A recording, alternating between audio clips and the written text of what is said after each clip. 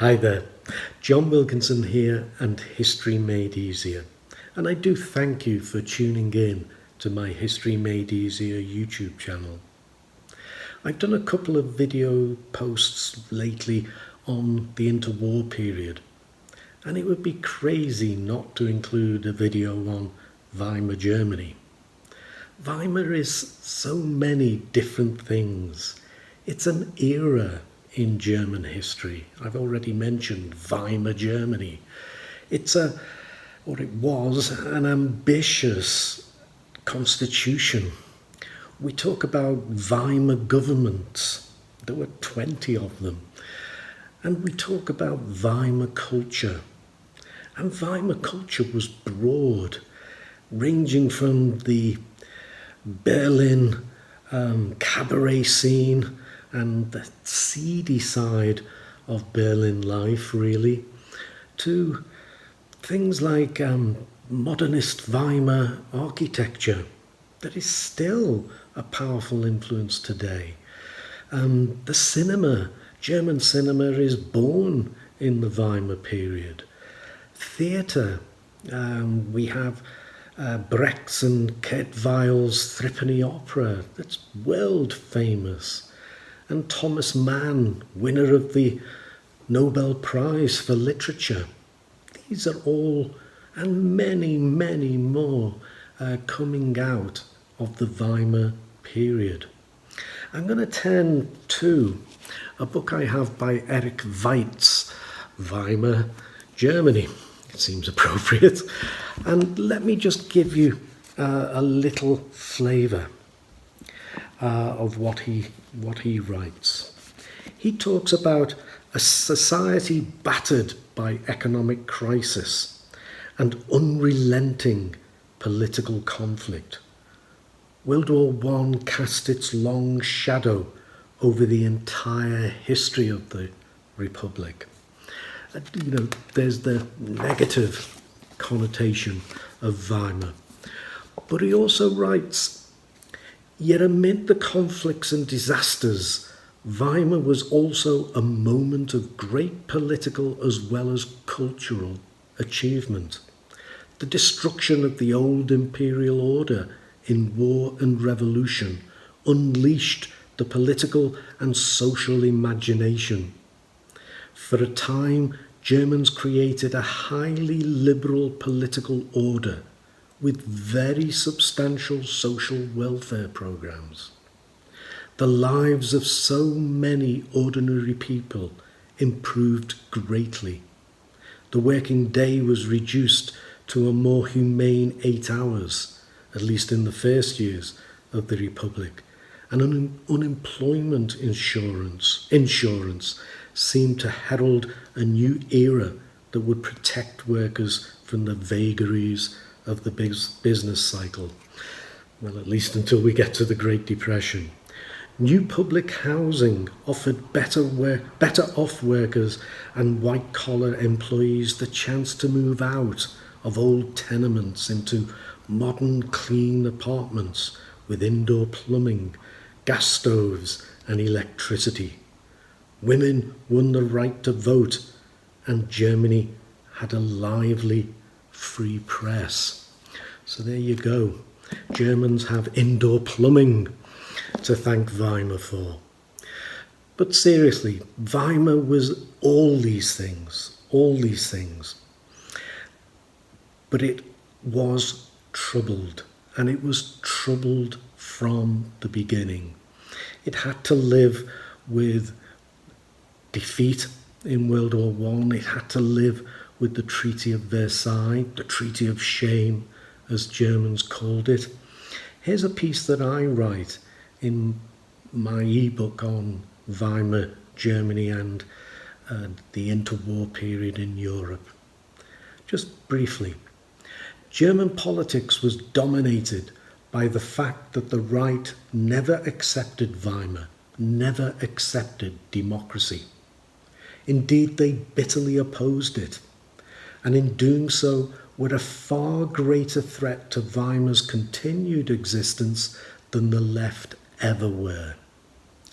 The right was powerful, with wealth and connections, and as we have noted earlier in my book, remained firmly embedded in the institutions of state and society, the civil service, the judiciary, the army, the economy, business and finance, the press, the universities, the churches. They attacked the Republic rhetorically in the Reichstag, the state parliaments, and in the press, which they mostly owned, and physically through the Free Corps, not only in suppressing communist uprisings and attempting to overthrow the government themselves, but in opposing strikes, attacking individual members of the left, assassinating many of them, and attacking Jews too. The traditional right made no formal alliance with them. They were too thuggish for that, the Free Corps. Though a few individuals amongst the traditional right passed funds their way, whilst army officers saw to it that they were armed. And the traditional right and the radical right shared a common set of beliefs, notably a hatred of the Republic, a fervent nationalism, and an equally fervent anti-Semitism. They would make an alliance, but not yet.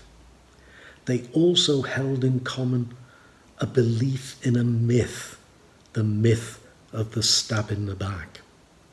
So that's what I write, but I want to pick up on something I mentioned there. And I'm going to turn to another book, a book I quote in my small effort, a book that takes a broad sweep of German history, looking at Germany from Prussia all the way to 1947, called The Iron Kingdom by Christopher Clark. And he picks up on the Free Corps. And I'm going to quote two small bits of what he says about the Free Corps, because it's so important, I think, so important.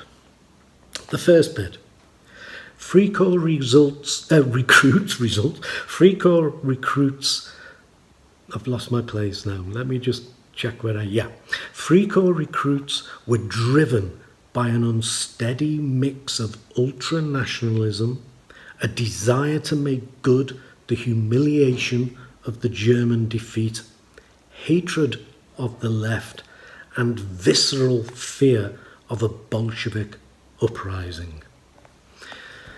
And then he goes on to give us a description of these Free Corps chaps. And it's not a pretty description. This is what he says. Many younger noblemen, especially from the lesser families, played a prominent role in the formation of the Free Corps that crushed the extreme left during the early months of the Republic. These men experienced the ultra-violence of the Free Corps as liberation, an intoxicating release from the sense of loss and precipitous decline that attended the events of 1918-19. In other words, he's saying they were a class who were on their way out, but they would go out fighting in the Free Corps. The memoirs of noble Free Corps activists published during the early years of the Republic reveal the total abandonment of traditional chivalric codes and the adoption of a brutal, uninhibited, anti-republican, hyper-masculine warrior persona, ready to deal out murderous and indiscriminate violence against an ideologically defined enemy. The ideologically defined enemy were Republicans, liberals, socialists, and Jews. And so I've given my little introduction to Weimar, to show that Weimar was many things, but to make clear right at the outset that Weimar was really up against it, never accepted by that right-wing elite that was still in the corridors of power, if you like, throughout the state, throughout the economy. And there was also that more radical right, the free, represented best by the Free Court, and would ultimately be represented by Hitler, that was out there on the streets and making its presence felt physically. Weimar didn't really have a chance. The great thing about Weimar is that it lasted so long, I think.